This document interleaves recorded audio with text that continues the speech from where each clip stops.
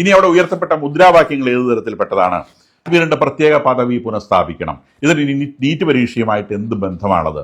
ഉമർ ഖാലിദ് എന്ന് പറയുന്ന ഒരു ഭീകരൻ, ആ ഭീകരന്റെ അച്ഛനെ അവർ സ്റ്റേജിൽ കൊണ്ടുവന്നിട്ട് പ്രസംഗിപ്പിക്കുന്നുണ്ട്. ഭീകരപ്രവർത്തനം ഏർപ്പെട്ട ആളാണ്, അഫ്സൽ ഗുരുവിന്റെ പിൻഗാമിയാണ്, അറിയപ്പെടുന്ന ഭീകരപ്രവർത്തകനാണ്. ഭീകരപ്രവർത്തകർക്ക് നീറ്റ് പരീക്ഷയുമായി എന്ത് ബന്ധം?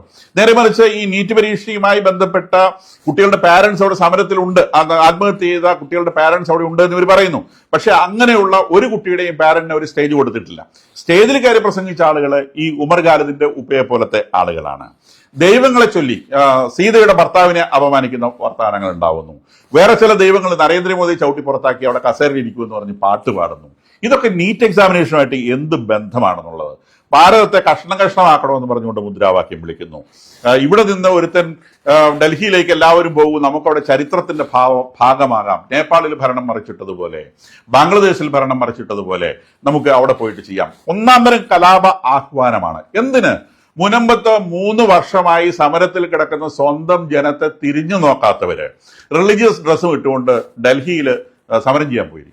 അപ്പൊ ഈ സമരത്തിന്റെ പിന്നിലുള്ള താല്പര്യം എന്താണ്? നരേന്ദ്രമോദിയോട് വിരോധമുള്ള സർവ്വ മനുഷ്യരും ഡൽഹിയിൽ എത്തിച്ചേർന്നിരിക്കുന്നു, വിവിധ തലങ്ങളിൽ ലക്ഷ്യമുള്ളവർ.